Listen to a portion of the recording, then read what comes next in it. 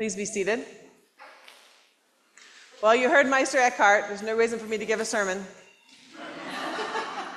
I'm sure the dogs would probably appreciate that, frankly, and maybe some of the kids, maybe some of the adults. There are mysteries that are difficult for us to fully understand, and I get why it'd be easier not to say anything and just to let the mystery be. I've been reading a book called Gilead, which is a fictional account of a minister in Iowa in the 1950s. At the end of his life, he's writing a book to his son because he had his son later in life and he knows he won't live to see his son's full adulthood, so he wants to tell him all these things. And I gotta say, I always think of the 1950s as kind of like Leave It to Beaver, Mickey Mouse era, you know? It was so fascinating to think about what it was like to be someone whose father and grandfather fought in the Civil War, right?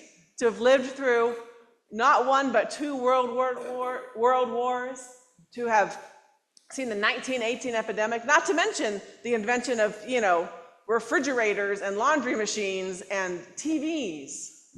It was quite a life that he lived.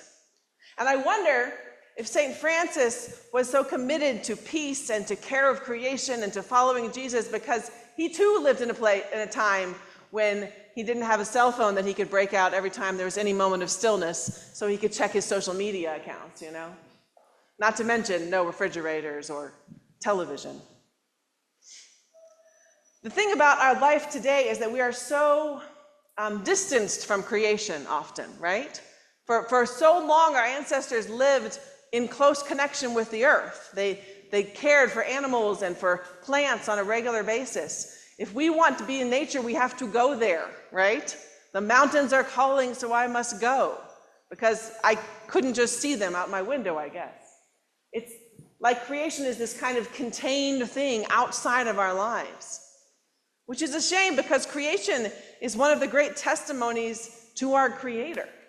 I mean, I can't conceptualize of how you could see all the beauty and majesty of nature, of life, and not have some sense that there is something beyond us that is a part of this. Something made every little tiny microorganism all the way to the farthest star. How? I don't know, Carolyn. I'm sorry. I wish I could tell you. But there is something that made life, and not just made it, but made it good, right? Made it beautiful, made it interconnected so that everything works together in relationship. It's spectacular. In the novel of Gilead, the minister lost his wife and child, his childhood sweetheart, in childbirth when he was very young. And then eventually married another woman and had a child later in life. But he spent much of his life alone. And he talks about how he would stay up all night reading, John Donne and George Herbert, all the people I know, the great Anglican theologians. But then he would walk through the quiet town and watch the sunrise from the church. As different as his life was from any of ours, he still had that connection to God in creation. He said when he would do that, when he'd be walking in nature, when he'd be experiencing the sunrise, that he felt alone but never lonely. He felt a deep connection to something. God made all of this, all of it that we can't understand, and God made us too. Each of you, perfectly, wonderfully made to be in relation. I think that's part of why we love our pets so much, because they show us a little glimpse of that kind of love, right? Whether it's the cat that curls up in your lap after a brief period of abandoning you because you dared to leave them for a few moments, or the dog that meets you at the front door ready for the walk, ready to play with a toy in their mouth, right? They don't care how much money you make. They don't care how many friends you have. They don't care how many likes you have on social media. They love you. And that's a small glimpse of who God is. And animals also live with a simplicity that we sometimes long for, right? They don't care about what their job is. Their job is just to be them, right? All they care about is the food that's in their bowl or the toy that they want to play with or the nap that they want to have.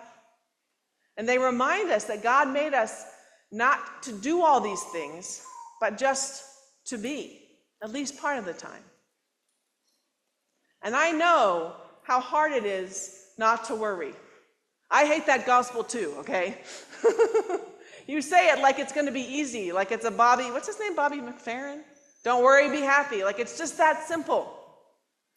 And also an Episcopalian, okay, good. But the truth is, it's complicated. Yes, we can see that God takes care of the plants and the birds, but plants don't get cancer, right? Birds don't get furloughed because the government shut down. The animals and the plants, they don't have the same kind of experiences that we do, the same kind of worry. But the thing is, that quote from Job, when he talks about God made everything, that's, if you know the story of Job, that's not at the part of this where he's made his peace with God, right? That's right in the middle when he's arguing with all of his friends about why God took everything from him as a bet against Satan, which, frankly, we'll never know the answer to. He's not saying everything that God does is wonderful and perfect and exactly what I want. He's saying God does all this, right? God makes the animals, the plants, nature, creation, small things, big things, everything. God is in it. And in our lives, whether we're struggling, whether we're afraid, whether we're anxious, God is present as well. It doesn't mean that we never are scared or we never have things that we would like to go differently than the way they're going. But our connection to our animals, to nature, reminds us that we are created beings, created by our creators, that we are a part of something that is bigger than us and beyond us, and that we are loved more than we can ever imagine. So the next time you're worried, go outside. Pet your dog or cat or find somebody else. No, don't go up to random strangers and pet their, you should ask first. Find an animal, find a friend, another created being to remind you that we belong to God. We come from God, we are always with God, and God is always with us. And that is a great gift and something worth celebrating.